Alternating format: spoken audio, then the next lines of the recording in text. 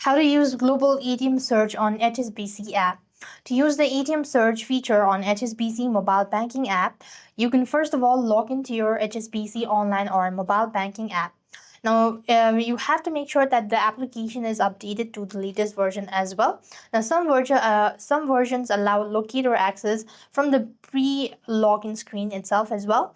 And if you cannot find or if you cannot see these options in the very home page, what you need is locate the find branch or ATM tool, typically found in a more options. So select the more and go to support or contact menu depending on your reason.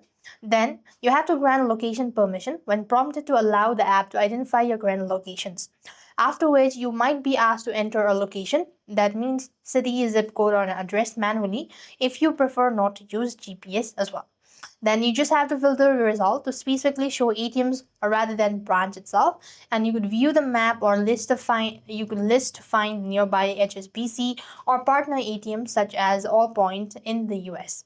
And this is how you're supposed to use global ATM search on HSBC mobile banking app. With that being said, we've completed our steps. Thank you for watching. See you in the next video.